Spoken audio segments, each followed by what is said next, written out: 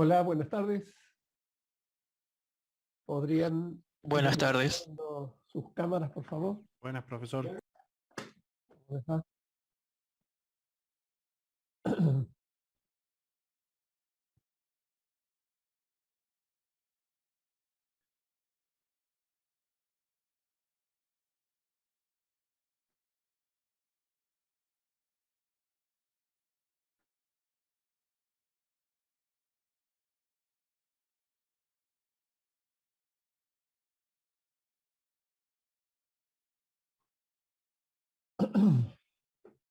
Bueno, esperamos un minutito más.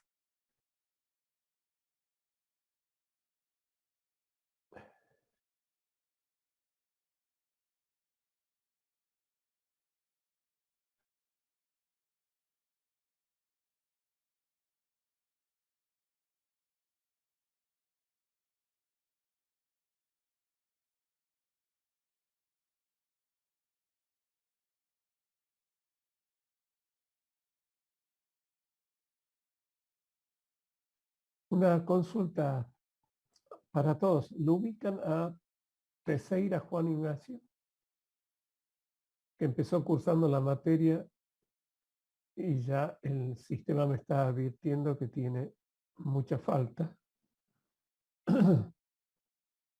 No sé si alguno lo conoce, si sabe cuál es su situación, si no tengo que darlo de baja del aula virtual.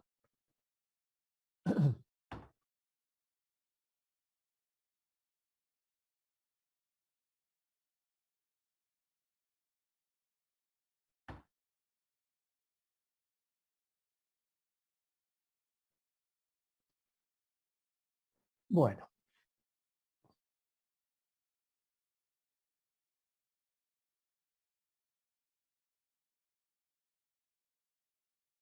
El día del evaluativo se produjeron algunas contingencias para algunos de los participantes. Simplemente como un ejercicio.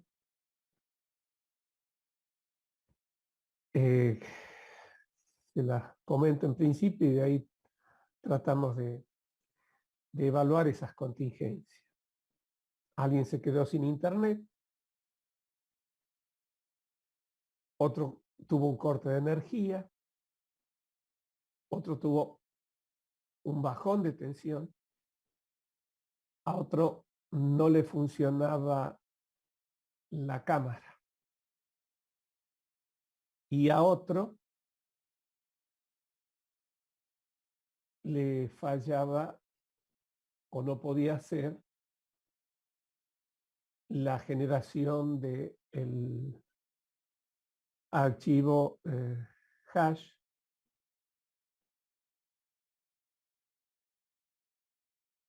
para cerrar el trabajo. Si tuviésemos que calificar esas contingencias en base al origen entre contingencia de origen natural, contingencias de origen técnico, debida directamente al sistema informático, o contingencia de origen técnico no vinculada al sistema informático, y la contingencia de origen natural. ¿Cómo las calificaríamos? Hablemos de una en principio. Corte de energía eléctrica. Es una contingencia que podía habernos pasado a cualquiera. Ahora, ¿Puede ser que sea técnica no vinculada al sistema informático? perfecto. Bien. ¿Cuál hubiese sido una alternativa de solución frente a eso? ¿Qué medida de protección podríamos haber tomado? Un UPS. Contar con una UPS. Con un UPS, alguna fuente alternativa. Bien, la más económica, una UPS. Bien. O sea que podíamos armar nuestro mínimo plan de protección informática a través del plan integral, siguiendo los pasos. Obviamente no se justificaba la inversión. La bajón, o el bajón, mejor dicho, de corriente que produjo también un corte de conexión. ¿De qué origen sería?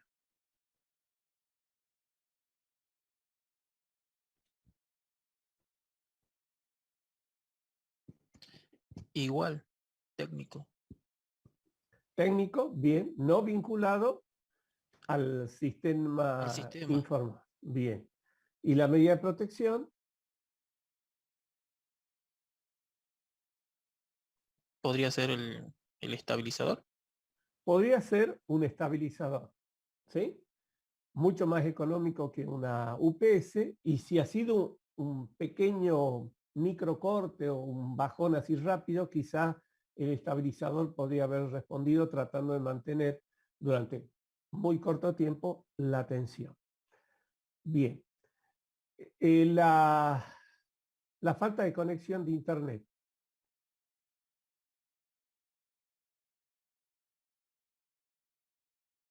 ¿De qué origen Ese sería técnico vinculado al sistema informático. Vinculado al sistema informático, ¿sí? La causa podría ser varias, no vamos a entrar a analizarla, pero podría ser una falla en el proveedor, una falla de nuestro equipo, qué sé yo, alguna posible falla en el módem, en el router que estemos utilizando, pero en todos los casos está vinculada con el sistema informático directamente, ¿sí? ¿Y cuál hubiese sido una propuesta de solución? Otro prestador, por ejemplo, conectarse, ¿no? Bien, un prestador alternativo, ¿sí? O sea, tener la posibilidad de usar otra conexión. Bien. También, de nuevo, esto es un ejercicio así muy por arriba, simplemente tocando los temas que empezamos a ver en la materia. Los costos deberían justificar tener esa alternativa, pero como bien lo decía, podría ser simplemente capaz de continuar la conexión a través de si era por la computadora, quizás a través de un celular. Va a ser complicado desde el punto de vista que un examen, pero es un juego en el cual tratamos de ver una contingencia, ver que realmente había un riesgo y a partir de ahí ver cómo podíamos analizarlo dentro del punto de vista de la segunda instancia, qué medida de protección podíamos tomar. Es un ejercicio que en una actividad habitual del plan integral de protección informático es lo que tendríamos que hacer, ¿sí? Caso por caso. Acá ya estamos frente a la situación, ya han pasado las contingencias. ¿Qué es lo que han perdido la mayoría? Tiempo, ¿sí? Tiempo. Y obviamente ese tiempo ha hecho que pese sobre el resultado del examen, porque no han tenido el tiempo suficiente, quiero creer, para responder más preguntas, ¿sí? O sea que ha habido una consecuencia. Bien, nos quedaba la falta de el micrófono, ¿sí? Que yo le había pedido, le había solicitado que traten de tener presente y verificado el uso de cámara y micrófono, que eran condiciones necesarias para el examen. ¿Sería una contingencia de qué origen?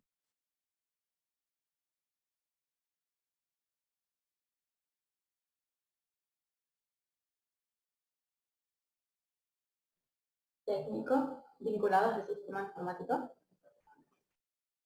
Podríamos decir sí, si se hubiesen tomado las medidas. Si no se hubiesen tomado las medidas, sí, ¿sí? De pronto falló el micrófono, nos puede haber pasado a cualquiera. Ahora, si yo no tomé la precaución de verificar esto antes, yo cada vez que me conecto con ustedes empiezo a probar micrófono, cámara, ¿sí? Y recién ahí habilito la sesión para que nos podamos ver. Bueno, entonces hubiese sido conveniente hacerlo antes, no en el momento en que estaba desarrollando el examen. En ese interín conversábamos, yo veía que había micrófono, lo habilitaba, tenía que revisar que se cumplen las condiciones, y bueno, esto alargaba hasta que obteníamos la respuesta. Por eso después le di 5 minutos más al final, pero habíamos estado tratando de normalizar la situación de las condiciones mínimas del examen. Nos puede haber pasado a cualquiera. Me podría haber pasado a mí también, ¿sí? No sé si en este curso o en el anterior me ocurrió. Había hecho un cambio entre los micrófonos y yo hablaba y no me escuchaban los alumnos hasta que reactivé el micrófono correspondiente. Es simplemente, reitero, un ejercicio, ¿sí? Pero como ven, si uno toma las medidas de protección, no hay 100% de seguridad que todo va a salir bien. Pero tenemos la posibilidad de disminuir el conjunto de riesgo y de contingencia, ¿sí? Si esto, asociado al otro tema de que faltaba por falta de práctica, por no haber estado en la clase anterior, del hecho de generar el documento y de ahí el procedimiento para generar el hash, que sería de qué origen.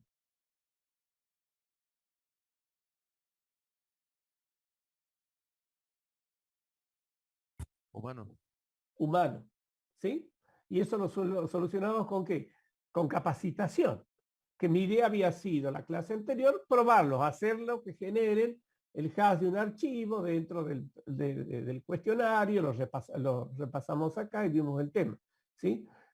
Entonces, quizás el tema vinculado al micrófono y sí, podían ser de origen humano, ¿sí? Y que hubiesen surgido medidas de prevención en base a la formación, la capacitación necesaria para responder. Reitero, ¿Profe? no es... Sí. En mi caso, por ejemplo, yo le mandé un archivo con la captura que hice, aparecía que te figuraba el micrófono, figuraba habilitado, pero cuando yo quería conectarlo me daba un error cuando me fijaba en el tema de privacidad. En ese caso, ¿qué sería? Bueno, habría que ver la configuración de tu hardware en ese momento. Ahora lo estás usando, ¿sí? Ahora estoy usando, pero en otro sistema operativo estoy desde Linux. Ajá. Yo estaba utilizando de Windows porque ahí usaba el Office y utilizaba el programita para hacer el hash. Bueno, obviamente no puedo saber cuál era la causa, pero si está usando el mismo micrófono, no sé si el mismo equipo o no, habría que ver que capaz que es un problema de configuración, ¿sí? Yo tengo un micrófono habilitado con la cámara, pero uso siempre, en este caso por una razón de conectividad y de facilitar la comunicación con ustedes, deshabilito y estoy usando otro micrófono y otro auricular, ¿sí? No estoy usando los parlantes de la computadora, ¿está? Entonces, obviamente hay una falla que está generando un problema técnico, pero ¿cuál es el origen? ¿Sí? O sea, si lo hubieses probado antes, capaz que encontrabas cuál era el inconveniente y cuál sería la solución. ¿Está? Muy bien. Bien. Bueno. Superado esto, me permitió a mí hacer este ejercicio con ustedes. Sé que están ansiosos por ver los resultados del parcial. Ya lo vamos a comentar. En principio, como no voy a dar parcial por parcial, vamos a ir respondiendo lo que debería ser la respuesta correcta.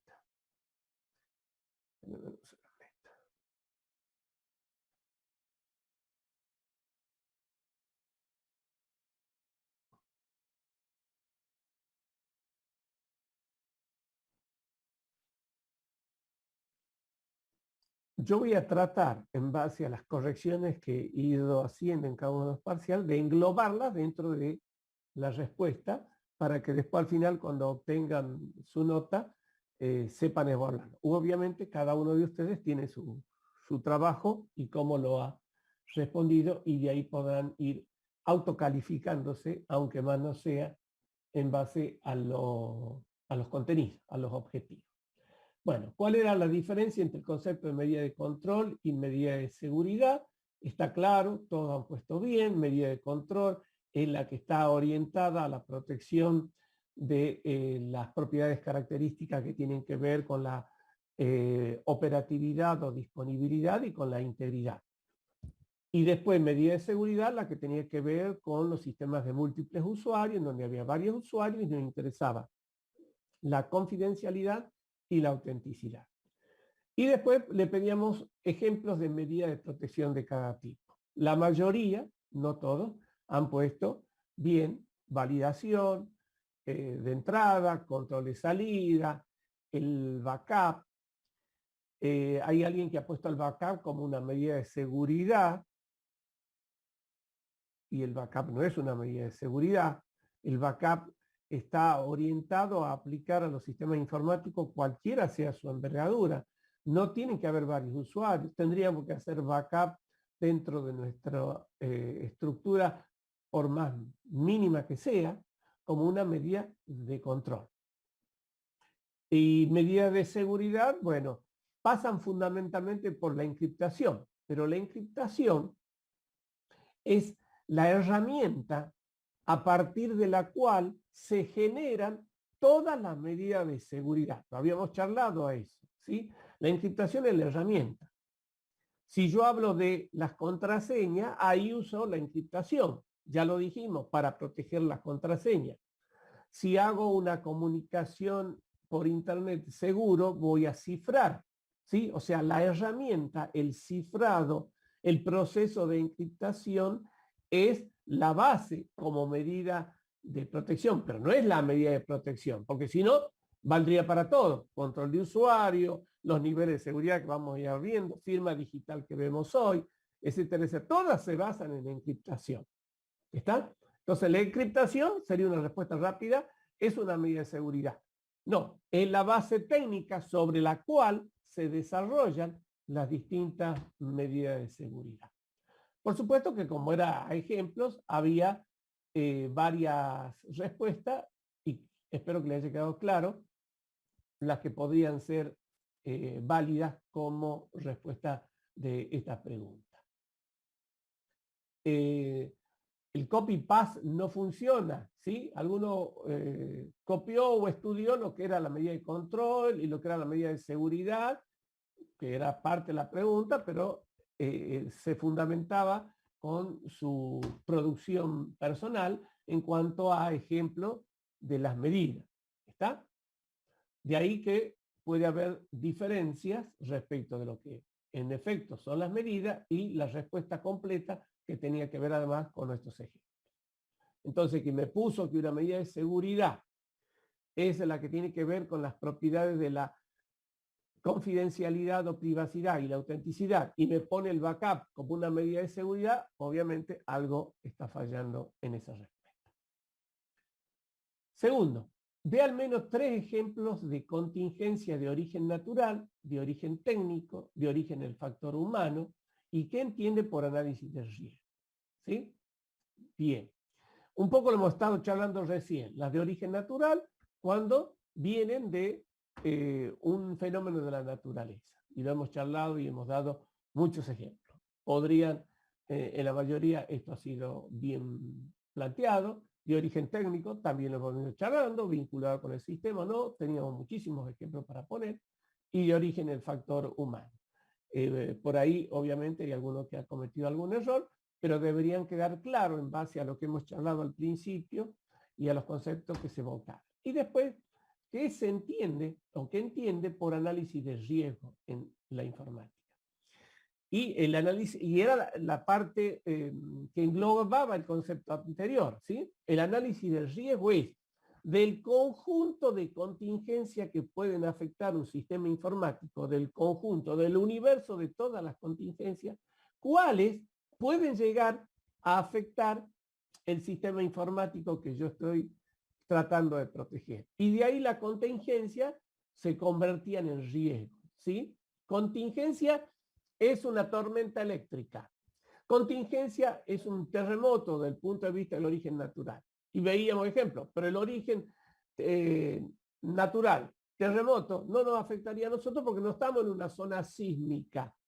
¿Está? Entonces, la contingencia es el terremoto. Es una contingencia y sí, Ahora, ¿es un riesgo para nuestra organización que está situado en San Miguel de Tucumán? No. Recuerden que las contingencias de origen natural tienen que ver con el lugar geográfico donde se está establecido los recursos en general físicos de un sistema informático. O sea que acá lo crítico era una buena definición del análisis de riesgo. Porque las contingencias vamos a poder clarificar, podemos hacer una extensión bastante voluminosa de contingencias de distintos tipos de origen, pero no todas van a ser riesgo para nuestro sistema informático. Sigo. Si quieren alguna otra aclaración sobre la respuesta, me lo dicen. Ya estamos en otro tema nosotros. La medida de protección contra la contingencia. Ataques de código malicioso, virus, troyano, gusano, etc. La medida de protección, ¿cuál es? Instalación de un programa antivirus. Se clasifica con, señalen la correcta, disuasiva, detectiva, correctiva, preventiva. O sea, nosotros vimos una medida disuasiva es la que se activa antes de que el riesgo afecte al sistema informático. ¿Está? Y un programa antivirus puede actuar de esa manera, ¿sí? Me ha pasado a mí en una oportunidad que ustedes me mandaron un cuestionario y mi sistema antivirus detectó que había un script dentro de ese documento de Word y que lo había eliminado, por más que yo podía ver el contenido. Entonces ahí actuó de forma disuasiva, evitó, por más que yo abrí el documento, que se ejecutara un script transparente para mí, ¿sí? Porque yo no lo hubiese querido ejecutar, pero estaba inmerso dentro del documento, y actuó de forma disuasiva. Me advirtió a mí que había pasado esa situación. Detectiva, obviamente, podría, ¿sí? Como ha ocurrido en alguna que otra oportunidad, llegar al sistema. O sea, yo ya lo abría el documento, ¿sí? Y de pronto, habiendo abierto el documento y no habiendo detectado el script malicioso que traía el documento, que éste se haya querido ejecutar. Entonces ahí ya detecta, ¿sí? El antivirus detecta, o sea que también es detectivo. Y correctivo, y bueno, ¿correctivo en qué sentido? En que lo eliminó, ¿sí? Tuvo una función correctiva, pudo eliminar el script. Me dijo, el documento que pretende abrir posee un script que ha sido eliminado. Si usted quiere ejecutarlo no obstante el script, porque supongamos es un script que yo conozco porque tiene que ver con el logo o algo por el estilo de la facultad, entonces, pero bajo mi riesgo, me daba la opción de corregirlo y ejecutarlo o directamente analizar. En definitiva, quedaba a mi criterio. ¿Está? Pero eso depende del tipo de código malicioso. Es lo mismo que cuando ustedes, me imagino le pasó alguna vez, quieren acceder a una página web y el sistema antivirus le advierte, esta página no es segura, ¿sí? Le conviene retirarse o, a criterio de ustedes, no obstante eso, van a la página. ¿Está? Y por último teníamos si es preventivo.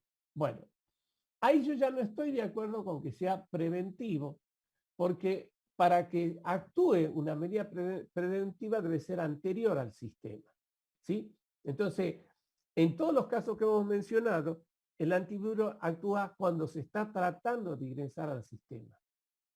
No chequea todo el tráfico, no chequea que yo recibí un mail en el cual había un documento que tenía un script. Actuó cuando yo quise abrir el documento, pero en forma preventiva no tuvo ninguna accionar. ¿Está? Entonces, quienes respondieron que un antivirus tiene una función disuasiva, detectiva y correctiva, respondieron correctamente. Preventiva no es. Un antivirus no tiene una medida preventiva. ¿Está?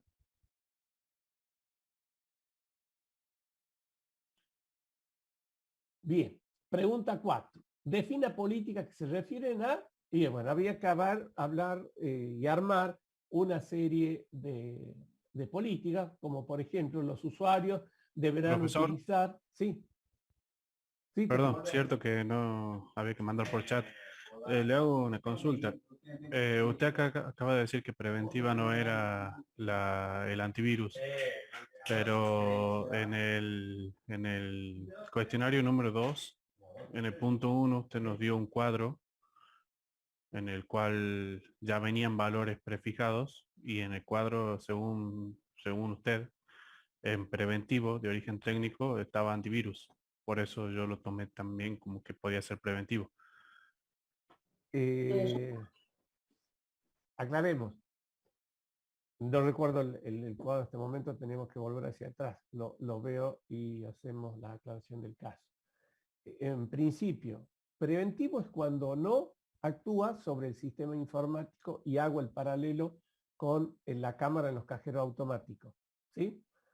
Y la cerradura en el cajero automático. Esas son medidas preventivas, ¿está?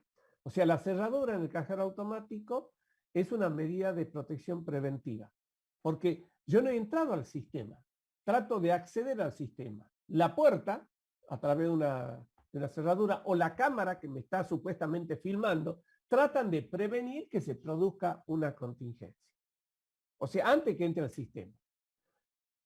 El antivirus no va a actuar de ninguna forma. O sea, si yo vengo con un pendrive acá, que tiene un virus, y lo pongo en el escritorio, ¿lo va a detectar el antivirus? No. No, hasta que yo lo conecte a la computadora. Y cuando lo conecte a la computadora, si el antivirus, obviamente, está en condiciones y puede detectar, ahí recién, ¿sí? Va a tratar de hacer una medida, pero ya disuasiva. ¿Está? Esa es la distinción que tenemos que hacer. ¿Se entiende?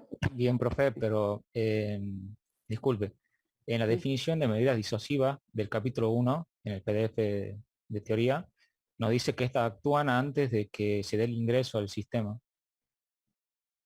Por eso estoy diciendo, si el pendrive no lo pongo en la computadora, no hay ninguna medida disuasiva.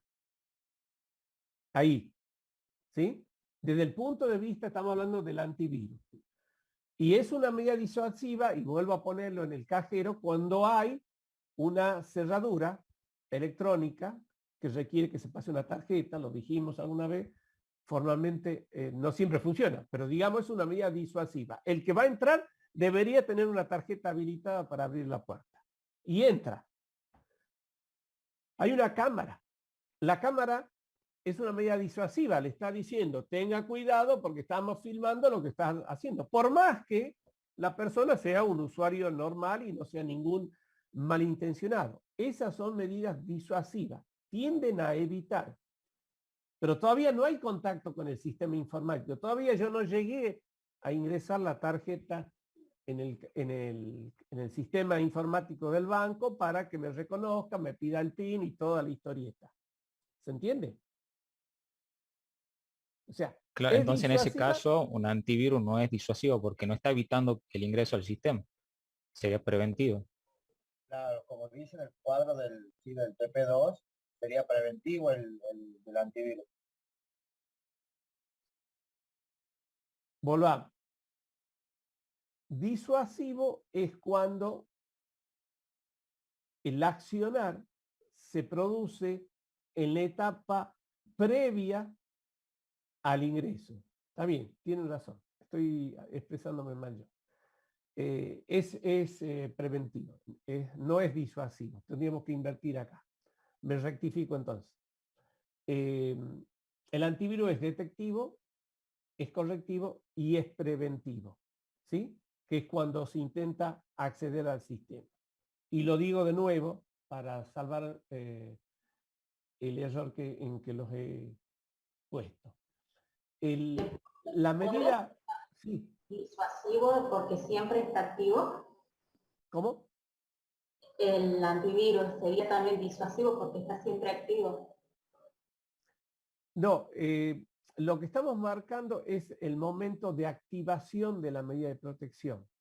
Cuando nosotros hablamos de que una medida es preventiva, y lo voy a decir en el orden que corresponde, primero tiene que ser preventiva, ¿sí?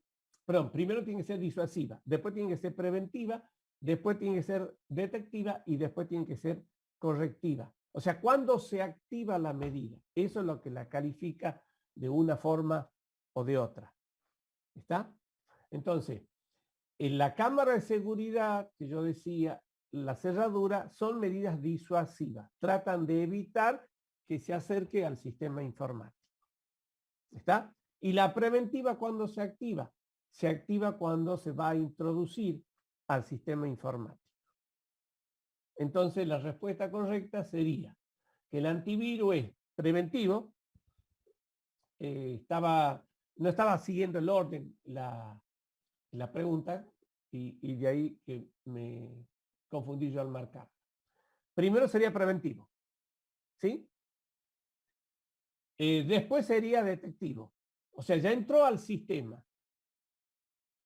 Y después sería correctivo, que no siempre es correctivo porque depende de un conjunto de parámetros que debería tener el antivirus. ¿Ok? Sí. A mí me parece que usted dijo que eran las 4 en la clase, la segunda clase fue. Yo dije que era. Que eran las 4, dijo en esa clase.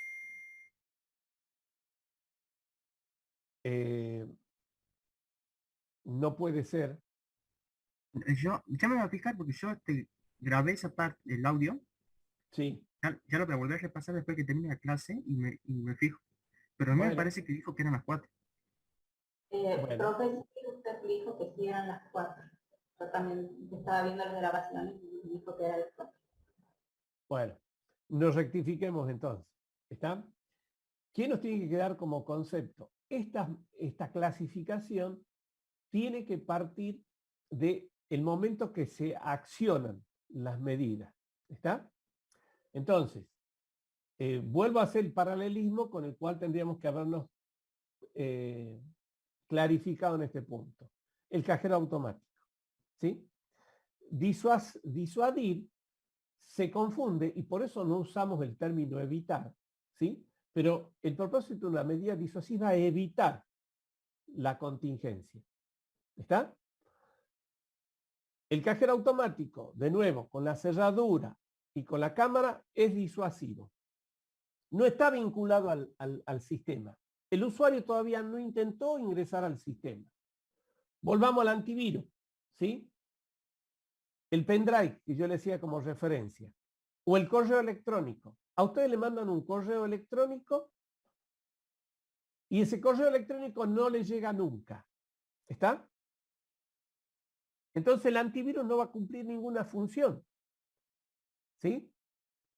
Quizás actuó, por ejemplo, una medida de protección del servidor de correo y directamente lo calificó como spam al correo y no se lo envió a ustedes nunca. ¿Sí? Entonces, el antivirus, volvamos a su antivirus, ¿sí? No va a cumplir ninguna función porque el código malicioso no llegó al equipo. ¿Cuándo? El código malicioso, cuando ustedes reciben el correo, ¿sí? Ya se introdujo al sistema informático. ¿Está? No lo han abierto todavía. Está en su bandeja de entrada. Todavía ni siquiera han hecho clic sobre el correo. ¿Está? Pero ya está actuando porque ya está dentro de su sistema el antivirus. Y lo primero que va a hacer, si está habilitado para ello, es una medida preventiva. ¿De acuerdo? Hay antivirus que chequean los correos antes que ustedes se imaginen que están trabajando sobre él. Y de ahí podrá seguir la función detectiva o correctiva. Si yo he dicho lo contrario, hablando de la medida disuasiva del antivirus, es incorrecto. ¿Está? Un antivirus no tiene una función disuasiva. No tiene forma de evitar que llegue a su equipo un código malicioso. A partir de ahí tendrá que prevenir, ¿sí? Como el macro que mencionábamos recién, como el correo electrónico, ¿sí? Como el tema del pendrive. Y si no obstante eso, es un un virus o un código malicioso de lo que se denominan cero, ¿sí? De la hora cero, o sea, novísimo, que el antivirus no lo detecta y bueno, capaz que afecta el sistema. O sea, la medida preventiva no ha funcionado. Bueno, para eso me queda después una medida detectiva, ¿sí? Y si esa medida detectiva está de acuerdo a un parámetro, a una firma de antivirus, puede llegar a ser correctiva. ¿Está? Entonces, la función básica sería, es preventiva y es detectiva y eventualmente puede ser correctiva. ¿Quedó claro? Sí, profe. Bien.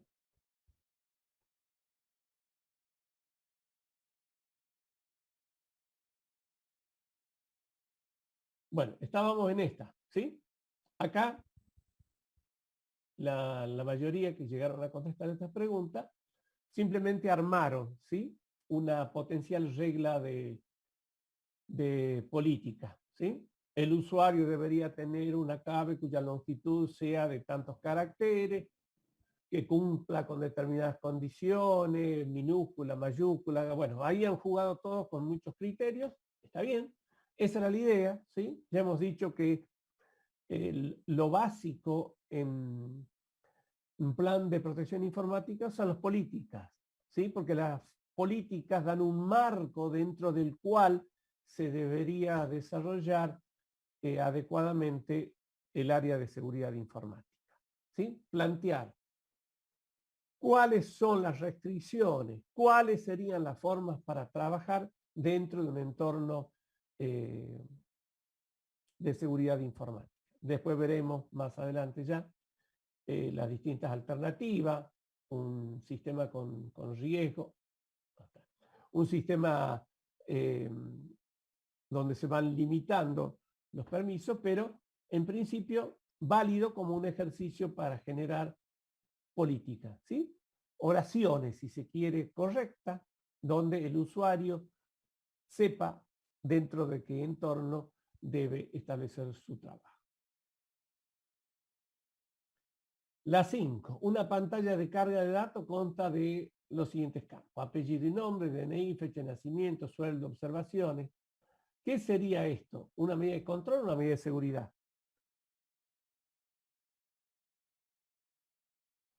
De control.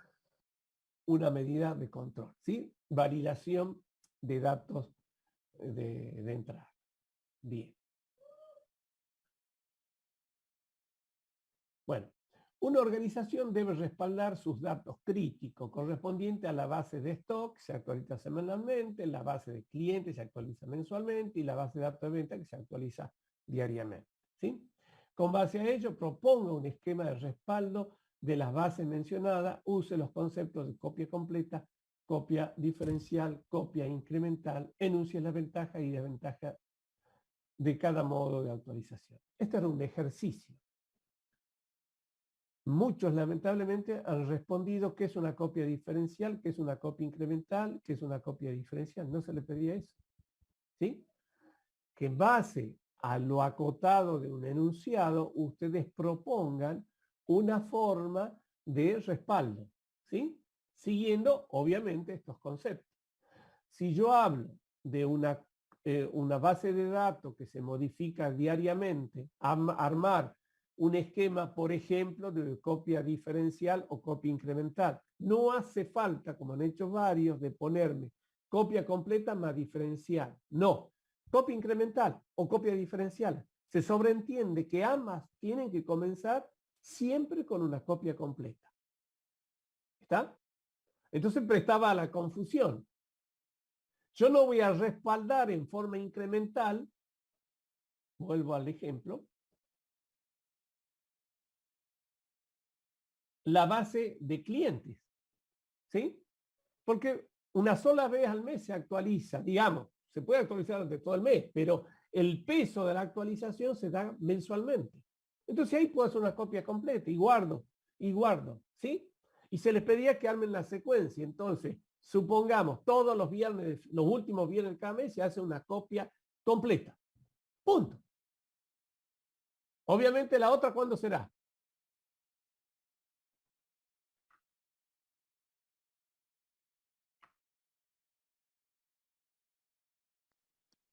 Al mes siguiente. Al mes siguiente. Y otra vez una copia completa. ¿Sí? ¿Está? Después, elijamos o diferencial o incremental. Podrían haber dicho, hago incremental tanto para la de stock, que es semanal, como para la venta. O hubiesen podido elegir una copia diferencial para uno y una copia incremental para el otro, dando sus ventajas. ¿Cuáles eran las ventajas? Y tienen que ver con la velocidad y con la necesidad de almacenamiento de cada uno.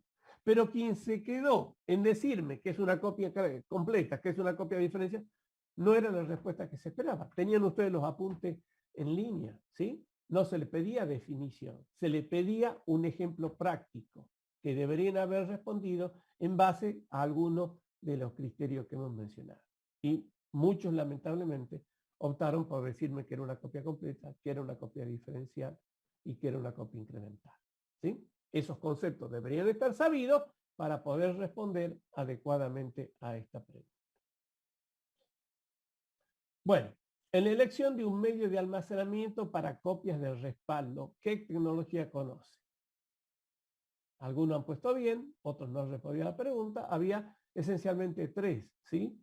Óptica, magnética, magneto-óptica y últimamente la electrónica, que todavía no es utilizado como un medio o una tecnología orientada a hacer copia de respaldo. Pero si estaba, no estaba de más, pero deberían estar las otras dos, las otras tres, que son las que se siguen usando.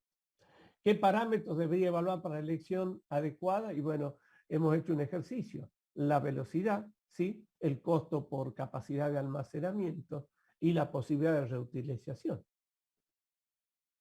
No se le pedía un análisis de la tecnología, porque la tecnología la mencionamos, pero ni siquiera analizamos, porque apunta a otra formación, ¿sí? Ustedes tienen que evaluar el medio de almacenamiento no como técnico en electrónica, ni como especialista en hardware, no. Simplemente como qué evaluaría yo para hacer respaldo de, como decía el ejercicio en esa oportunidad, creo que era 1.8 gigabytes, ¿sí? Y bueno, ¿qué voy a evaluar? Y la velocidad, ¿cuánto me cuesta por megabyte, etcétera? Esa sería la respuesta correcta. Una institución debe garantizar la funcionalidad de una aplicación crítica frente al corte de energía. ¿Qué tipo de solución basada en UPS podría proponer y justifique?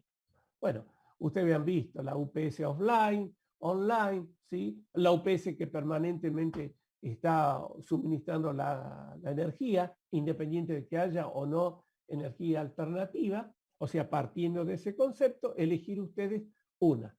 Una UPS offline está ahí, no hace nada. Está esperando que ocurra un corte de energía para accionarse. Es lo que tiene un retardo, ¿sí? Offline sería esa condición. A ver si se los puedo mostrar ahora.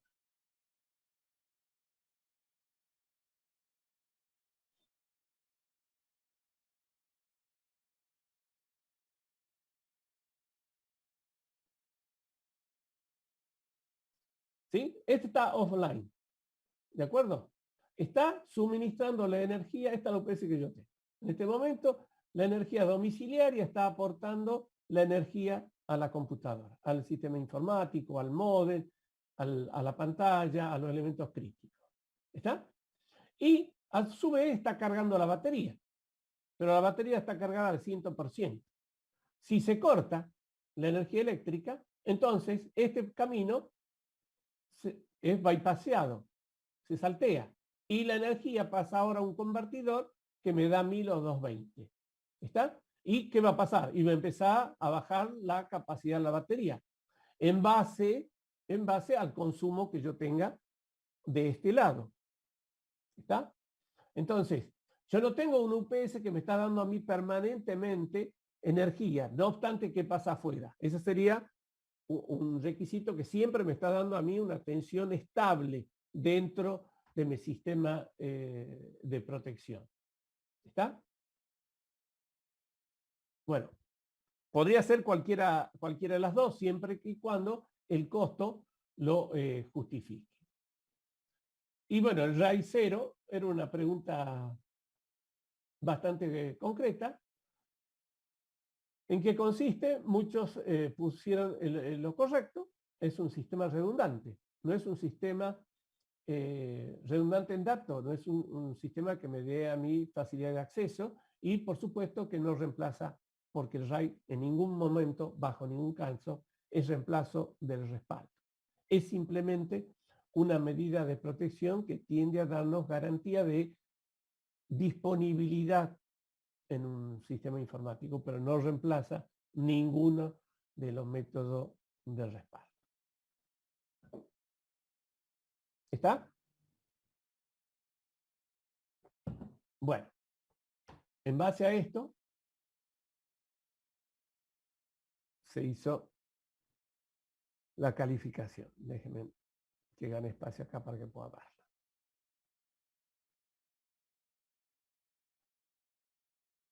Después la voy a publicar para que puedan repasarla y por los que están ausentes.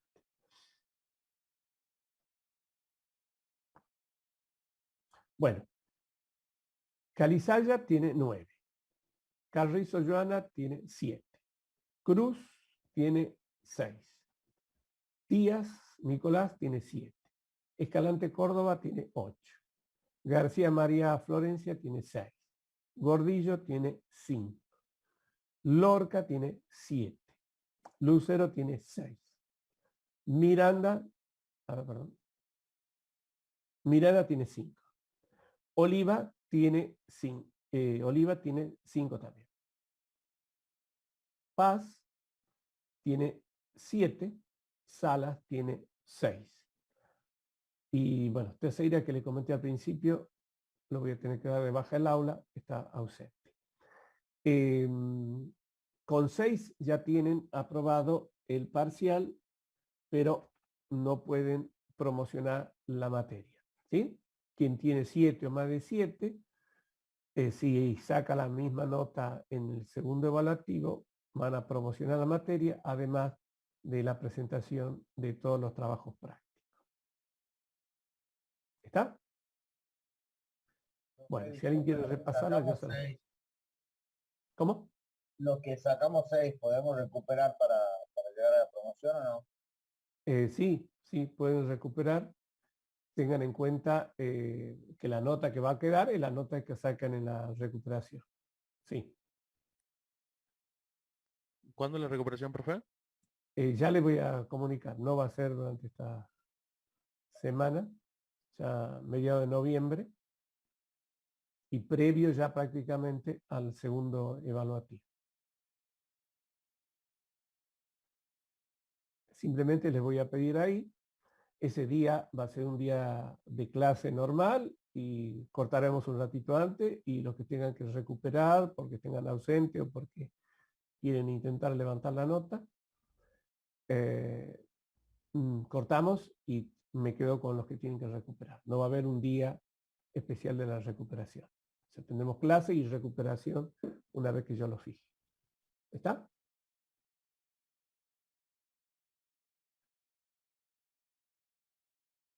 Muy bien, gracias, profe.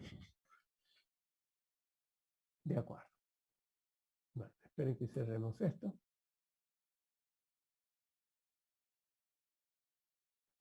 Vamos a nuestro cuestionario de hoy. Acá entramos a tocar conceptos que tienen que ver con la aplicación de la criptografía en medidas de protección. Como yo les decía al principio, la encriptación va a estar inmersa en cualquier medida de seguridad, controles de acceso, firma digital, ¿sí? Correo electrónico seguro, páginas web seguras, etcétera, etcétera. Todo está funcionando en base a un concepto de encriptación. Y la idea era ponerlo en evidencia, ¿sí? Y la mejor forma para eso era ver el cuestionario que se les planteaba.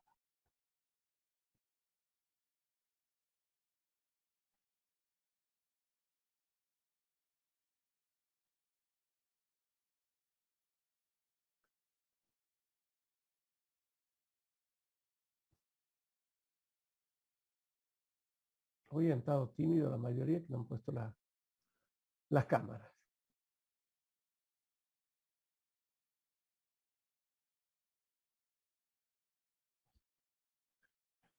Profe, yo justo estoy en la oficina acá cursando, no tengo cámara, pero ya me conecto con el celular al Zoom y la activo.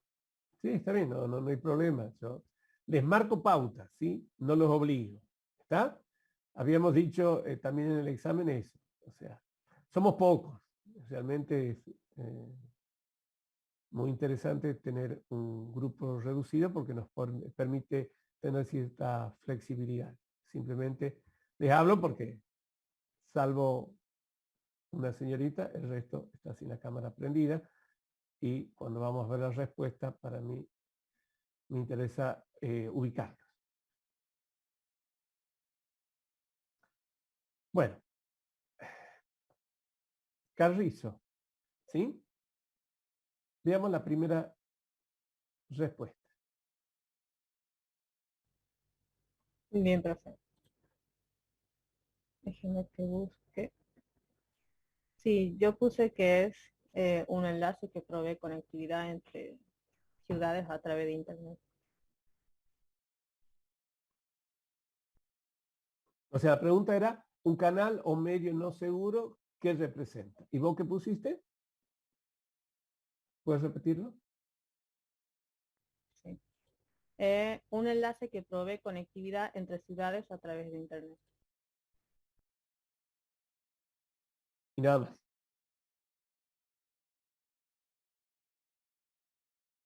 No, La eso es may- todo.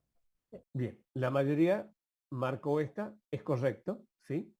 Cuando hablamos de una conexión que utiliza Internet, sabemos perfectamente que Internet no es una red segura, ¿sí?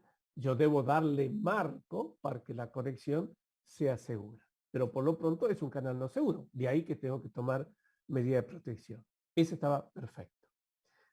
Y el otro es, la otra correcta, es un espacio de almacenamiento en una PC de un ciber, ¿sí? Es un medio de almacenamiento no seguro. ¿Quién controla la máquina esa si a usted se le ocurre guardar un documento, una carta, un mail en una PC que no saben quién se va a sentar, ¿sí? Después a trabajar. Podríamos haber puesto un ciber, es una pregunta que tiene sus años, pero es aplicable a cualquier entorno donde ustedes no tengan control sobre el recurso. Hay quien me marcó también que un medio de enlace en una red de área local no es un medio seguro. Y si bien es cierto, no hay medio 100% seguro, una red local es una red segura. Una red local es una red que está vinculada físicamente en un entorno edilicio único, lo que me da a mí la potestad de controlar el cableado estructurado, la fibra óptica, el módem, el router, ¿sí? No dependo de un tercer proveedor, ¿sí? Que me esté dando algún servicio que haga que en la red local se ponga en riesgo. ¿Está? Eso en general podríamos considerarlo como un medio seguro, una red de área local. Bien. La segunda. Analice la siguiente sentencia e indique con verdadero o falso. Bueno. Lucero.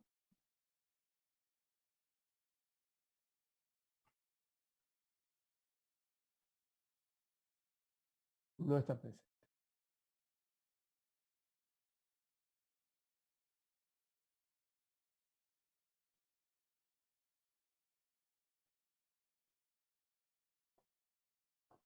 Cruz no me trajo el trabajo práctico, o no me lo enviaste, Cruz, ¿no?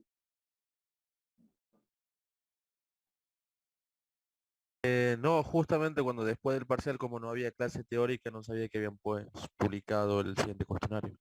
Bien. Lo debes entonces. ¿Salas?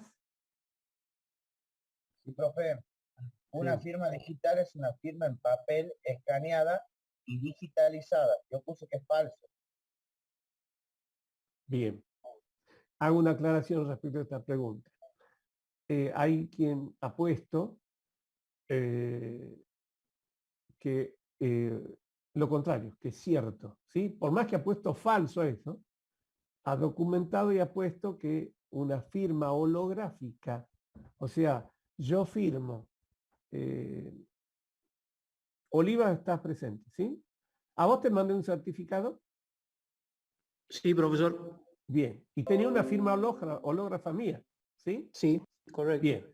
¿Eso es firma digital? No. No. No, porque no hay nadie que diga que yo he puesto esa firma, ¿sí? Por más que es mi firma holográfica, lo he hecho con la lapicera, ¿sí? En la computadora. ¿De acuerdo? Eso es un símil, ¿sí? Que mira mi ¿Sería una firma. firma ¿Era suficiente? digitalizada? ¿Cómo? Sería una firma digitalizada. ¿Puede ser así? Sí, sería una firma digitalizada, ¿sí? Lo que estamos diciendo en principio de que no corresponde a algo que dé exactitud. Si yo a ese papel te lo daba como mi firma hológrafa, se consideraba que esa sí era mi firma, porque si eso iba a un perito podía decir si era yo quien había, si yo después negaba que te firmaba vos el certificado de que rendió el examen, ¿sí? Entonces un perito podría determinar que sí era, porque analizaría mis rasgos, ¿de acuerdo? Bueno, entonces eso es una firma digitalizada simplemente, ¿está? No es una firma electrónica, no es una firma que tenga un mecanismo que garantice que yo la he puesto a esa firma, ¿está? Me sirvió el ejemplo para la respuesta y tratando de aclararle a quien había hecho esa distinción, ¿está? La firma escaneada no reemplaza la firma y por eso seguimos hablando de firma digital con todas sus necesidades durante todas las preguntas. Que les quede claro. Me ha tocado a mí en el ámbito laboral que se les pedía que firmen digitalmente a ciertos funcionarios y ellos creían que era con la lapicerita digital, que lo hacían en una pantallita, en una tablet o en algún medio electrónico, y la firma digital era simplemente un pendrive que tendrían que colocar en el puerto adecuado para que se inicie el proceso que por ahí mencionamos más adelante como PKI, que tiende a dar garantía de que en realidad yo estoy certificando la autenticidad de ese documento. ¿Está claro? Sigamos, por favor. Para que reemplace a la firma hológrafa, la firma digital debe garantizar autenticidad, integridad, exclusividad y no repudio. Yo puse que es verdadero. Correcto. ¿Sí? ¿Se dan cuenta? ¿Está? O sea, volviendo al ejemplo, yo le he puesto, pero no hay ningún mecanismo que garantice para un tercero de que realmente soy yo. ¿Está? Necesita todo eso que está marcado ahí. Autenticidad, integridad, exclusividad y no repudio. ¿Está? O sea que yo no tenga capacidad de negarme después. O sea, el no repudio tiene que ver con ese concepto. Desconocer una comunicación, una firma, la aceptación de un contrato. Bien. Disculpe, Sí. profe. Yo encontré un documento de la ONTI en donde también le agregaba una característica más, que es la validez de haber sido certificado la firma. Por eso puse falso. Bueno, esto tiene que ver con una instancia superior, por eso cuando yo le hablo de la página que analicen el certificado de autenticidad del sitio, tiene que ver con ese criterio universal. La validez se refiere a que esté vigente, ¿sí? Ya cuando lleguemos a ese punto lo clarifiquemos. Pero estos son los requisitos mínimos para que la firma, ¿sí?, pueda corresponderse a una firma digital. Esos 4 elementos. Bien, profe, gracias.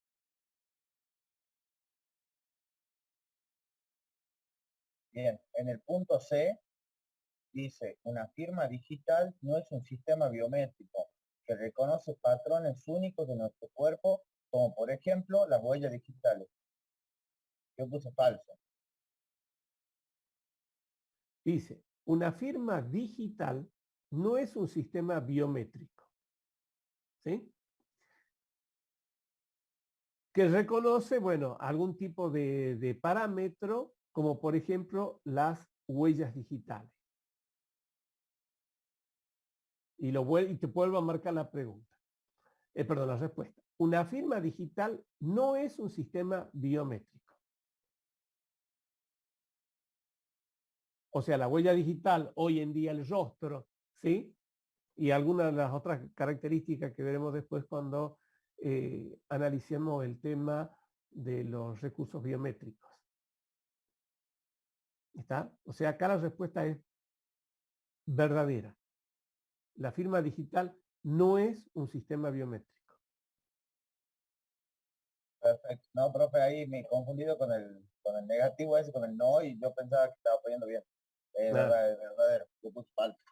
Bien. Bien. Yo entro a mi notebook con mi huella digital. ¿Está? Es un sistema biométrico y garantiza que soy yo, pero no es una firma digital. ¿Sí? Es un procedimiento de validación, de control de acceso. Claro, si ahora los bancos también hacen con la aplicación, el sistema biométrico, que con el dedo, con la huella digital, podés entrar directamente. Bien, por eso. Sí. Es un mecanismo de control de acceso, pero no es una firma digital. Sí, ya que hace referencia a los bancos, yo decía el banco que cuando quiere armar una estructura de certificación de identidad, no solo te pide la huella, te pide que escanee el documento, te hace un reconocimiento de cara, pero tiene que ver con la identificación, no con el concepto de firma digital. Bien, quedó claro entonces. Sigamos. La Ley Nacional 25.506 otorga a la firma digital el mismo valor probatorio que una firma hológrafa. Hológrafa. Puse Sí. como falso.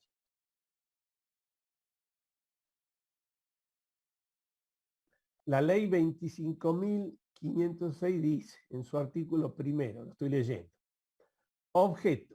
Se reconoce el empleo de la firma electrónica y de la firma digital y su eficacia justificada, su eficacia jurídica en las condiciones que establece la presente ley. Y el artículo 2 dice, firma digital. Se entiende por firma digital al resultado de aplicar a un documento digital un procedimiento matemático. ¿Qué se refiere con procedimiento matemático? ¿Un algoritmo? Un algoritmo de encriptación. ¿Está? Entonces, esto es lo que dice la ley, ¿no? Firma digital se entiende por firma digital al resultado de aplicar a un documento un procedimiento matemático que requiere información de exclusivo conocimiento del firmante, encontrándose esta bajo su absoluto control. La firma digital debe ser susceptible de verificación por terceras partes, tal que dicha verificación simultáneamente permita identificar al firmante y detectar cualquier alteración del documento digital posterior a su firma. La respuesta era verdadera, ¿sí? Hoy en día está equiparado en nuestro país y por eso hago mención a la ley, porque hay otros países donde esto se aplica de una forma distinta o directamente no se aplica. Yo puedo utilizar un entorno de firma digital que tiene que ver con la característica de la respuesta B, autenticidad, integridad, exclusividad y no repudio. Si lo hago eso dentro de un entorno de certificación, entonces va a tener el mismo valor, ¿sí?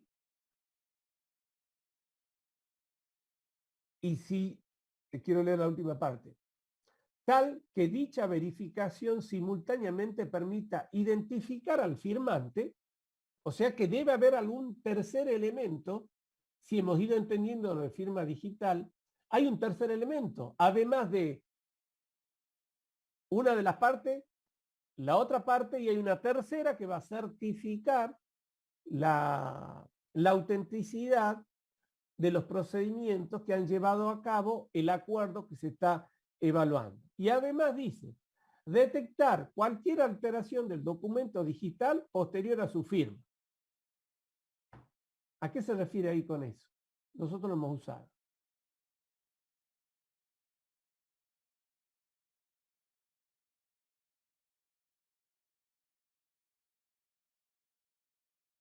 ¿Cómo hacemos para detectar que no hayan sido alterados los parciales? No, función hash. Una función hash, ¿sí? Y si han avanzado un poquito en las preguntas, se habrán visto que parte del hash es la firma digital. Ahora, hay un procedimiento, el hash, que tiende a certificar eso. ¿Será 100% seguro?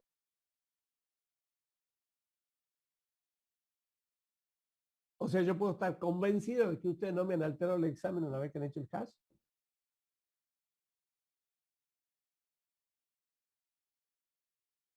¿Existe la seguridad al 100%? No, profesor. No existe, profe. No existe. No hay forma. Y ahora les he puesto en pantalla, lo están leyendo, al ataque del cumpleaños. Bueno, ese ataque del cumpleaños es todo un procedimiento matemático, pero parte, se lo resumo y muy rápidamente, muy por arriba, de que si hay más de 50 personas, hay un alto porcentaje de que dos hayan cumplido año el mismo día. ¿Esto se basa en qué? En que las funciones hash tienden a identificar un elemento, pero no significa que otro elemento pueda tener la misma función hash. En otras palabras, generaron ustedes el hash una vez que han terminado y me mandaron el documento. ¿Sí? Pero el documento que me mandan a mí no es el que ustedes han hecho, sino el que ha sido comparado con otros profesores, han buscado por internet, me lo han preparado y me han mandado una cosa distinta a lo del hash. La probabilidad de que el hash le haya dado lo mismo es muy baja, ¿sí? Pero existe. Y esto es simplemente un ejemplo. Reitero, tenemos que estudiarlo matemáticamente. Pero imagínense esta frase. Fíjense acá donde dice, estimado querido. Si yo elijo estimado o querido, voy a cambiar el contenido. Pero si elijo estimado querido, no se va a alterar el hash de ese documento. Puedo cambiar también, anunciarle o informarle. Puedo jugar con charla o conferencia. El resultado final de jugar con estas palabras me va a dar a mí una misma función hash. Por más que el contenido no sea el mismo. ¿Está? Seleccionando entre cada una de las dos opciones que se presentan, se pueden crear 2 a las 24 mensajes distintos. Normalmente los procesadores de texto pueden configurarse para generar esa cantidad de documentos. Y esos 2 a las 24 mensajes que se pueden generar, esas 2 a las 24 van a tener la misma función hash. Con lo que estamos diciendo, la función hash no nos da garantía de exclusividad. ¿Sí? Hay que hacer todo un proceso y lograr, pero no hay seguridad 100%. Y por último, las firmas digitales pueden ser susceptibles de un ataque de cumpleaños. O sea, de generar una función hash que altere el contenido de una firma digital, por más que están todos los procedimientos que vemos adelante. Por eso es tan complejo y engorroso, porque se trata de evitar esta situación que da el ataque de cumpleaños para obtener el equivalente a una función matemática que certifica, en este caso, la validez de una firma digital. De última, el último párrafo de la ley hace referencia a eso, ¿sí? A la función de hash, pero yo les hago la aclaración, no es 100% seguro. ¿Está? Por eso existe la ciberdelincuencia. Bueno, sigamos por favor. Y en la E decían, no existe diferencia entre la firma digital y la firma electrónica. Yo en este punto encontré, digamos, lo que vendría a ser que la firma digital y la firma electrónica, a pesar de tener cierta digamos, compatibilidad. La diferencia fundamental es lo que vendría a ser la seguridad de ambas. La digital es mucho más segura que la electrónica. O sea que esto es Falso. falso. Bien, correcto, así es falso. ¿Está? Son dos conceptos distintos, por ahí se confunden. Quien no está en el tema puede tomarla como sinónimo, y para nada. La que tiene una infraestructura que tiende a garantizar la integridad, el no repudio y todo lo que mencionamos antes, es la firma digital. Se puede utilizar la firma electrónica como, por ejemplo, en una transacción comercial, donde simplemente estamos tratando de dar cierta validez a un documento electrónico. Esa firma cumple ese papel, pero no va a dar las condiciones de la firma digital. Sigamos. En el punto F dice, la tecnología de firma digital utiliza algoritmos de cifrado asimétrico, funciones hash y certificado de terceras partes de confianza. Y por lo que yo investigué, es verdadero. Bien, correcto, así es. ¿Está? No obstante, por ahí hay algún trabajo que habla de que se puede utilizar cifrado simétrico, ¿sí? Pero no es lo más conveniente, y el concepto que está marcado como verdadero es el que se considera más difundido hoy en día. Hecha la aclaración, esta respuesta sería verdadera. Y por último, dice, la firma digital se basa en una infraestructura denominada PKI, Public Key Structure, y ahí puse que es verdadero, porque justamente estaba viendo un artículo donde explicaba qué era el PKI. bien. Perfecto. O sea, es toda una infraestructura. La firma digital requiere todo un procedimiento. Yo no puedo decir tengo mi firma digital. Tengo que buscar un organismo, que hay ya en el país varios, que me pueden dar a mí una firma digital. Ese mecanismo a mí me va a dar todo un procedimiento a través del cual yo voy a tener una firma digital, y ellos van a certificar en aquellos documentos en donde yo aplique mi firma digital, que normalmente es un código, ¿sí? Que lo puedo tener en un pendrive, puedo utilizar un pendrive como mi firma digital. Yo hago una nota y pongo el pendrive y lo certifico, ¿sí? Y si alguien quiere evaluar esa validez, va a poder ir a ese organismo nacional o regional que ha tenido que cumplir ante la ONTI una serie de requisitos para que me califiquen a mí dentro de los procedimientos de la firma digital. Todo ese procedimiento, ese protocolo está perfectamente establecido. No puedo yo sacar una firma digital si no estoy utilizando un organismo certificante válidamente reconocido. ¿Está? Mis PDF dentro de la aula virtual están firmados, pero electrónicamente, ¿sí? No digitalmente. No hay una autoridad certificante que le diga, sí, este documento lo convirtió en PDF el ingeniero Corbella. Pero sí va a estar mi firma electrónica inmersa en ese documento porque tengo la firma electrónica. Hay una buena diferencia entre uno y otro. Obviamente, en las transacciones comerciales, en el comercio electrónico, en las transacciones vía internet, es muy común usar el concepto de firma digital. Por eso nos hemos tomado un buen tiempo en analizar este concepto. Y después se les pedía que elijan algún sitio HTTPS, ¿sí? Ya saben, creo, si no lo marcamos acá, cualquier sitio que tenga la S, ¿sí? Recuerden que todos los sitios empiezan con HTTP, que es un protocolo. Si tienen la S, es un protocolo seguro. ¿Y qué significa que es seguro? ¿Alguien sabe? ¿Por qué es seguro? Porque tiene una capa de cifrado. Porque tiene un mecanismo de seguridad cifrado. Exacto. Esa es la S, security, ¿sí? Es una página web segura. Tiene un mecanismo que encripta la información de extremo a extremo. ¿Está? Y se les pedía que en ese sitio busquen en dónde está la información de su firma digital, ¿sí?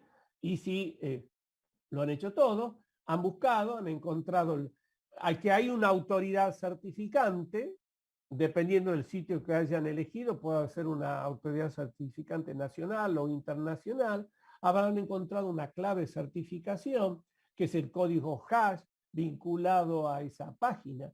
Habrán encontrado a quién se le ha asignado esa clave digital, la validez que tiene. Ustedes saben que hay un periodo dentro del cual se mantiene la seguridad de una clave digital. Superado el mismo, ya la clave no tiene validez. Y esto se hace, por ejemplo, como se utiliza en todo el mundo, teniendo en cuenta el sistema horario de GMT para todo el mundo. Entonces, una vez que se ha superado, independientemente de que yo esté en el mundo, superó ese plazo, pierde validez, tengo que gestionar otro certificado. Y eso está marcado también en el certificado si yo necesito de alguna forma verificar las características técnicas del protocolo al cual estoy haciendo referencia. Activa la dirección verde. Bueno, esto era una forma gráfica de visualizar si realmente era una página segura, porque yo con programación puedo emular un HTTPS, ¿sí? Mediante la programación podemos simular, y hablaremos más adelante con seguridad de todo lo que tiene que ver con la afectación, con el hacking de páginas web, que tiene que ver con esto, con la generación de un código falso. ¿Y qué otra función es característica de las páginas seguras? Desde el punto de vista del navegador, no desde el punto de vista de entrada al certificado, que lo vamos a poder hacer siempre, pero para un usuario común, entrar al certificado y encontrar en hexadecimal un número, encontrar un nombre como VeriSign, encontrar la fecha de caducidad, no le va a decir mucho. Entonces, para el usuario final, hay la barra de estado de dirección verde, ¿o qué más? Un candado. Creo que un candado. Bien, un candado, ¿sí? Tratan de acercar al usuario final una forma de que se acerque con confianza al sitio, pero tampoco es garantía absoluta de que sí fuese. Ya cuando veamos código malicioso, vamos a encontrarnos con muchos de estas situaciones. Bueno.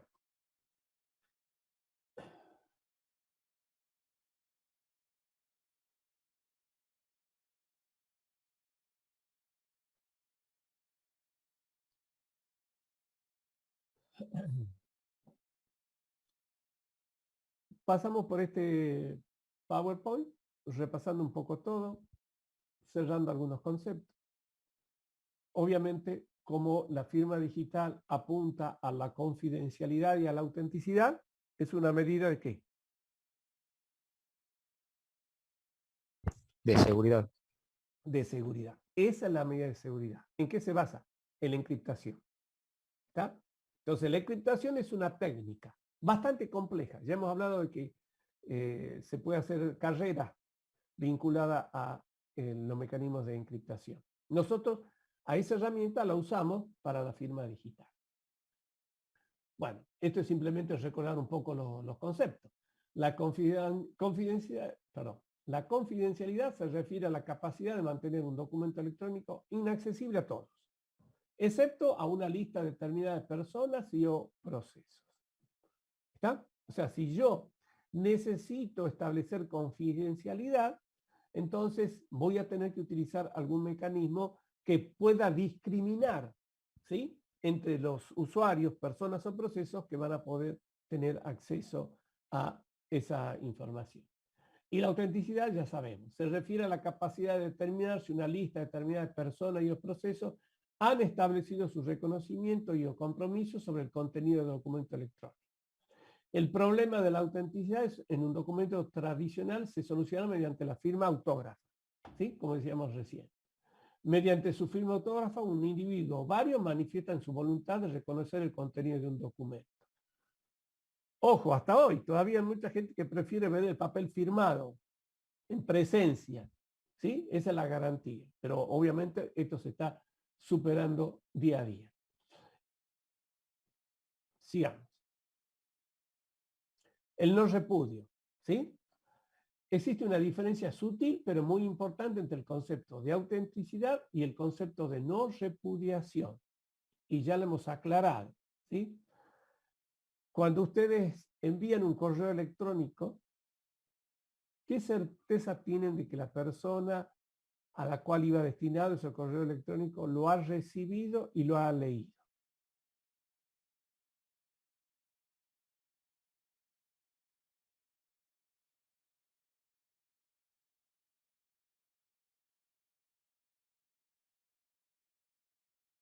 La confirmación de lectura puede ser en los correos. Podría ser, pero es una generación automática, ¿sí? Pero en general eso no ocurre. Usted me ha mandado todos los parciales y a ninguno le he contestado que yo lo he recibido. Yo podría decir, Calizaya, que está ahora en pantalla, no me envió el parcial, ¿sí? ¿Y qué diría él? Yo lo tengo en mi buzón de salida y yo le puedo decir, pero yo no lo he recibido. ¿De acuerdo? Entonces, ese es el no repudio, un elemento que permita que yo no niegue haber recibido el correo electrónico, que es el ejemplo que estamos dando. ¿De acuerdo? Entonces, da una calidad de garantía de que efectivamente yo lo he recibido y eventualmente que lo he abierto y que lo he leído. Aunque yo no sea en persona, ¿sí? Puede haber sido otra persona que ha tenido acceso a mi correo electrónico. ¿Está? Bueno, ese es el no repudio, que tiene una pequeña diferencia con la autenticidad, que también tiende a certificar el origen y el destino, pero no la lectura. ¿Se entiende? Puede ser que hay algunos servidores de mail que tienen la opción de que cuando el destinatario lo recibe o lo lee, manda la confirmación. Correcto, ¿sí? Es posible, pero no es obligatorio, ¿sí? Y yo puedo eliminarlo o puedo por no contestarlo. O sea, no hay una infraestructura armada para que eso sea totalmente así. ¿Está? Es más, usted me puede mandar el mail y yo no recibirlo realmente, pero no por spam, porque mi proveedor de correo electrónico tuvo un inconveniente y justo el mail, cuando ya estaba en destino de mi difusión, se perdió, se borró, ¿sí? Y nunca me llegó. ¿Está? Entonces, cuando se tengan que dar esas condiciones de todos los pasos previos, yo pueda certificar todo eso, voy a tener una garantía de no repudio. Bueno, si se puede probar a terceros que efectivamente el documento es auténtico, entonces se dice que el documento es no repudiable. Si un documento es no repudiable, es auténtico, pero no viceversa. Bueno, esto lo damos por visto. Acá tenemos el concepto, ¿sí? Fíjense cómo empiezan a aparecer en el interín un conjunto de elementos que hacen a la firma digital, que no es la firma holográfica digital, como decíamos antes, ni mucho menos.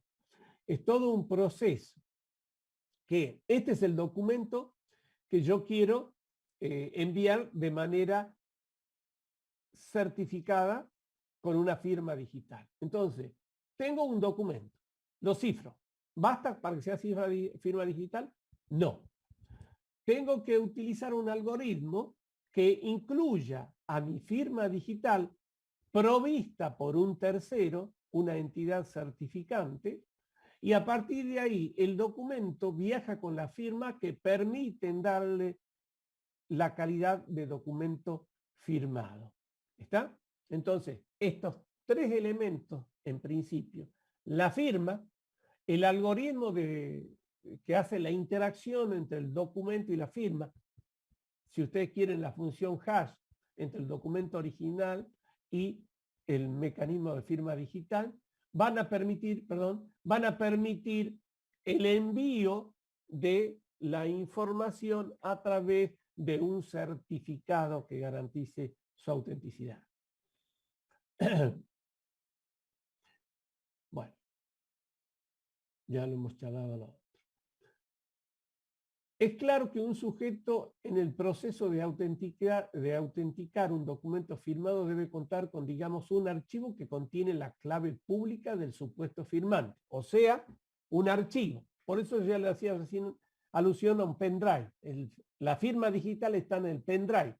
Entonces, cuando yo vaya a querer firmar, me va a pedir el sistema que introduzca el pendrive para ver que yo poseo la firma digital. Capaz que no soy yo, pero si yo tengo el pendrive, tengo la firma digital. ¿Se entiende? La firma digital es asignada, digamos, a un funcionario. Y la supuesta conexión de ese pendrive en un recurso informático habilita que ese usuario es el firmante, por más que él no esté en persona. ¿Está? Entonces yo tengo que salvaguardar la calidad del pendrive. Doy más detalles. Ese pendrive no puede copiarse. ¿Sí? Si lo eché a perder, lo perdí, tengo que hacer todo el procedimiento de generar una nueva firma digital. Esto da dimensión de la necesidad de establecer todo un mecanismo. Bueno, imagínense que tienen que firmar, como dice acá, varios documentos, ¿sí? 100, 1000, y que tienen que hacer la firma digital documento por documento. Bueno, ahí se desdibuja el concepto de la firma manual. Si yo tuviese que firmar los 100 parciales, manuscritamente tendría que tener enfrente los 1000 parciales o los 100 parciales, uno por uno.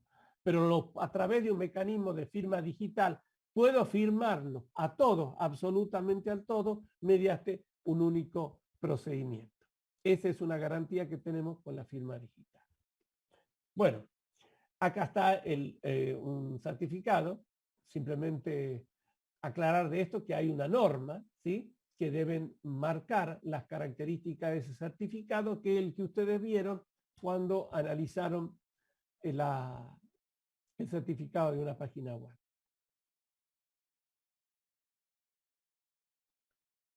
Bueno, acá está el tercero. ¿Quién es el tercero? La autoridad certificante. ¿Quién me va a dar garantía como receptor o como emisor de que yo estoy haciendo una firma digital de un documento?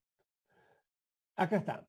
El Estado, o sea, los gobiernos, empresas respecto a sus empleados, bancos respecto a sus clientes, colegios profesionales respecto de sus matriculados. Pueden ser autoridades certificantes. Bueno, aquí están, ¿sí?, las claves públicas. Fíjense, ustedes la han encontrado también con hexadecimal en algún caso. Esta es el comprobante, la firma digital. ¿De acuerdo? Está la llavecita, pero nada más alejado de la llave en el procedimiento algorítmico que representa la firma digital.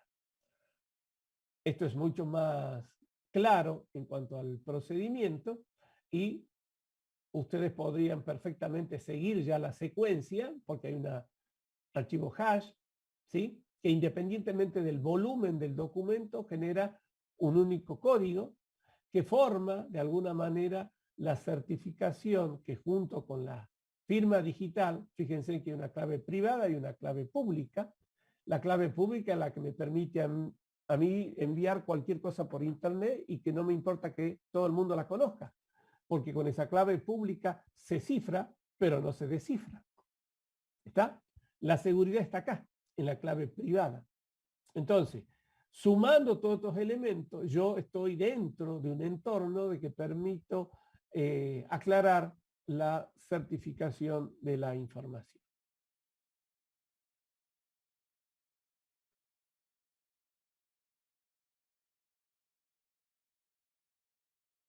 Perdón, simplemente esto, ¿sí?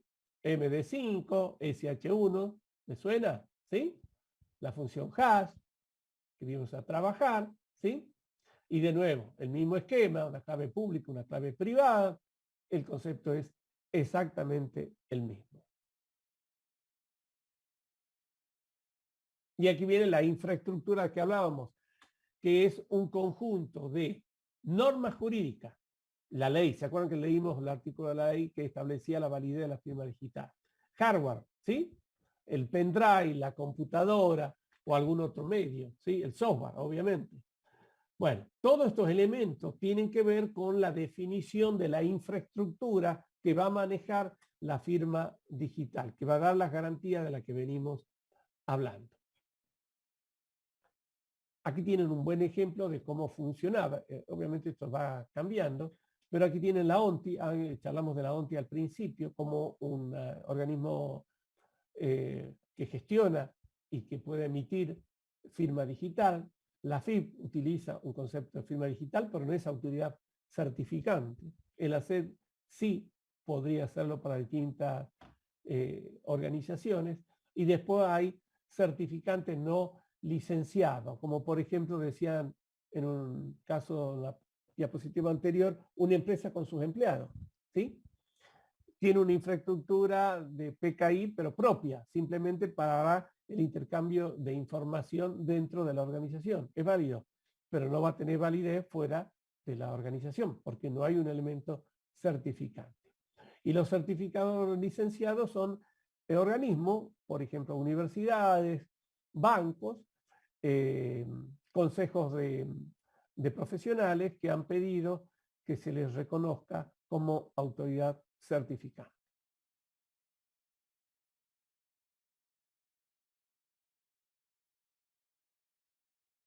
Bueno, ya de esto hemos hablado. Hay distintas formas de presentarse, el candadito, la barra verde, la barra roja, si no lo es tanto. Y acá lo que ustedes han rescatado de la certificación digital.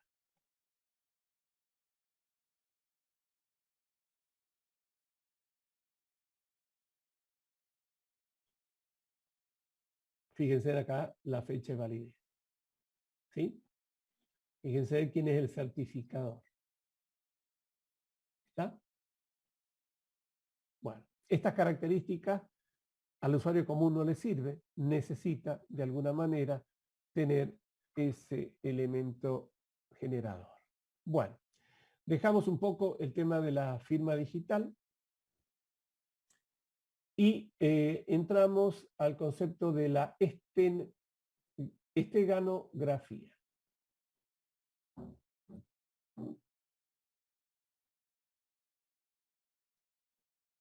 Hemos visto esencialmente cómo intercambiamos información segura, cifrándola, ¿sí? Pero hay un concepto que tiene que ver con la esteganografía, que es el hecho de enviar información oculta dentro de, por ejemplo, una imagen. ¿Se acuerdan cuando hablamos de los espías? Cuando hablábamos del intercambio de información en una época, por ejemplo, años atrás, por no decir siglos atrás, se quería incluir un código, entonces se lo introducía dentro del pelo de una persona y después se lo tapaba, estaba oculto. Obviamente esto ha cambiado por mucho y la idea es enviar información oculta dentro de otro contexto. Esto es lo que se llama esteganografía, no estenografía, esteganografía. O sea, utilizar un mecanismo de cifrado de información para ocultar información dentro de otra. Y el concepto se basa en el de pixelado de información y todos los puntos blancos que encontramos y dentro de los cuales se puede introducir información que a simple vista no es reconocible. Hay elementos que permiten, mediante procesos algorítmicos, cifrar información. Ojo, desde el punto de vista legal o desde el punto de vista ilegal también. ¿Sí? ¿Cuántas veces le habrán dicho a ustedes que hay información que puede ser, que está a la manera de script oculta en algún mensaje, en una página web, en algún código que ustedes revisen, en una imagen que ustedes reciben. Bueno, más que ver este ejemplo numérico que apunta a eso, vamos a ver un ejemplo práctico. Este es un pequeño programita que lo van a usar para el próximo capítulo, perdón, para el próximo cuestionario. Yo le voy a mandar el cuestionario dentro de una imagen y ustedes van a tener que ser capaces de recuperarlo de esa imagen y a partir de ahí responder. Veamos de qué se trata. Les muestro acá, esta es una de mis nietas.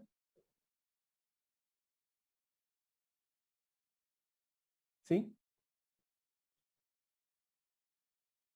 Esa es la imagen de ella, es una foto de ella. Y acá está una copia. Fíjense en el tamaño de las dos. El mismo, porque es la misma información. Ahora, yo quiero mandarle a usted el cuestionario número 7 respuesta dentro de esa imagen. Entonces elijo una imagen. Voy a ir trayendo las pantallas. Y he dicho que iba a tomar la copia. ¿Sí? Agarro la copia. Y ahora inyecto dentro de esa imagen algo que yo quiero mandarles oculto. Que podría ser este libro o podría ser este cuestionario. Por una cuestión de tiempo, voy a elegir el cuestionario.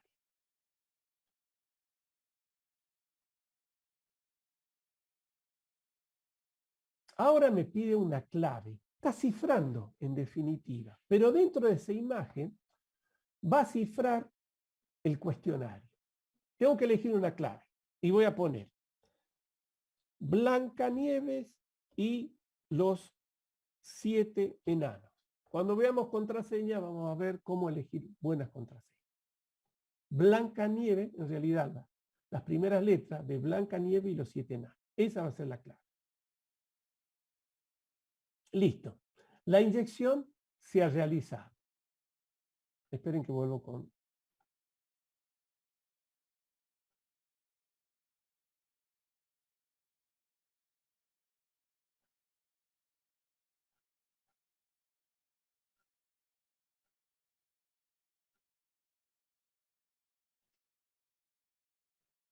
Fíjense en ahora.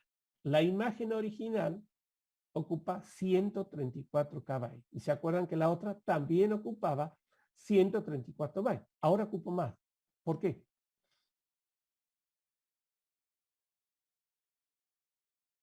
Porque tiene el añadido que usted le agregó. Bien. ¿Sí? Entonces, ahora veo las dos. La original y la otra.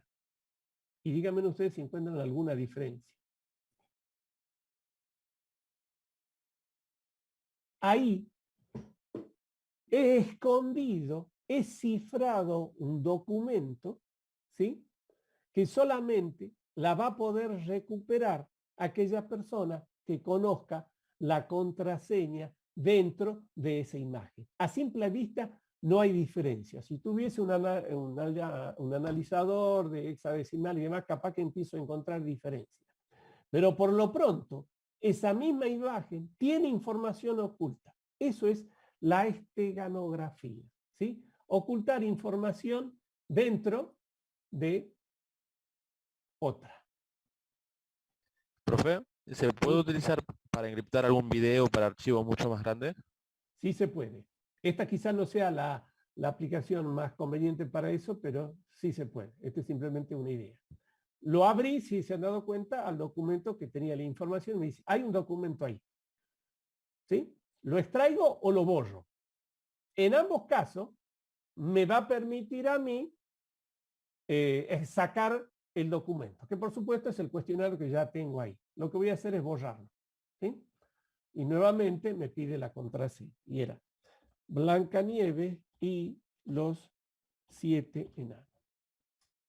Por supuesto que esto es a nivel didáctico, se está viendo la contraseña y no es lo más conveniente. La imagen ya está vacía. De nuevo, 134B. ¿Está? Bien. Así como acá hemos inmerso un documento, podríamos haber puesto un script, ¿sí? Y hacer que ese script, cuando yo abra la imagen, ejecute algo.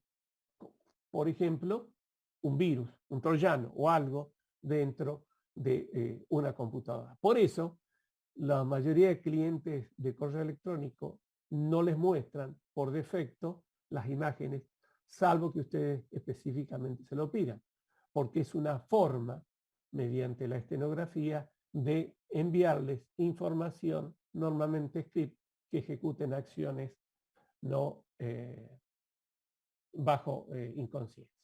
¿Está?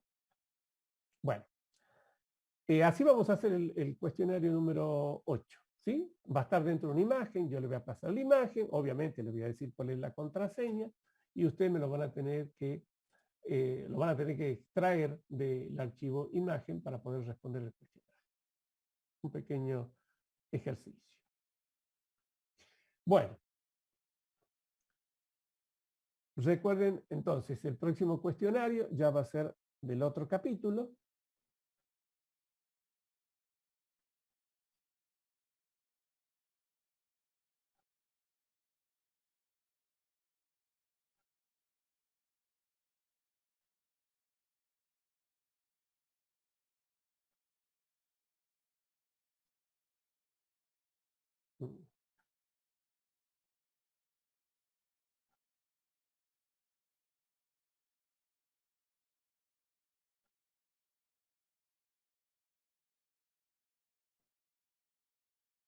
Permítanme un segundo.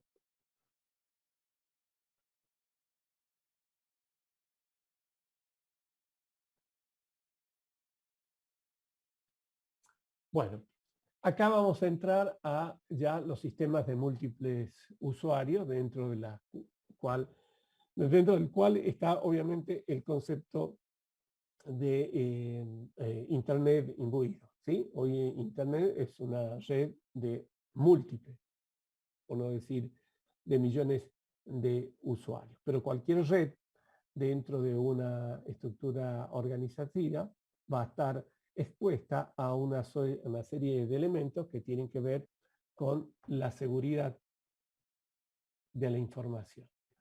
Entonces nos vamos a permitir calificar ¿sí? Los conceptos de múltiples usuarios, los conceptos que ya ustedes conocen, LAN, MAN, WAN, ¿sí? Y vamos a ver cómo empezamos a hablar de un sistema de red restrictivo y no restrictivo, que son las dos tendencias en cuanto a seguridad. Hablar de un sistema no restrictivo, es decir, cualquiera puede hacer cualquier cosa siempre y cuando no le esté vedado, o sistema restrictivo. ¿Sí? Nadie que no esté debidamente autorizado va a poder ejecutar determinados procesos. Esto tiene que ver con el nivel de seguridad que corresponde a una determinada envergadura dentro de una organización. Hablaremos de los niveles de seguridad, ¿sí? Mecanismos de autenticación e identificación, que son los básicos en la definición de un proceso de calificación, y vamos a tratar de evaluar las técnicas de control de usuarios en distintos entornos operativos.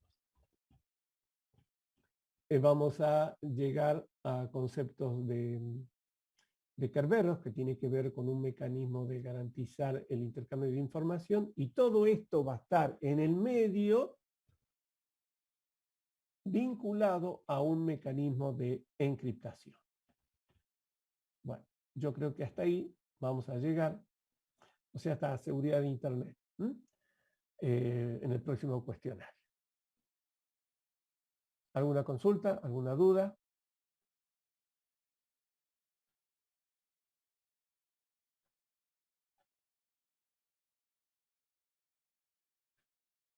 Este programita no es pesado, lo van a tener en la página para usarlo obviamente en nuestro ejercicio. Y van a tener cuestionarios, recuerda, inmerso dentro de alguna otra imagen. Bueno, de mi parte, suficiente. Que tengan buenas tardes. Y nos estaremos viendo la semana entrante. Buenas tardes. Buenas tardes, profesor. Buenas tardes, profesor. Buenas tardes, profesor.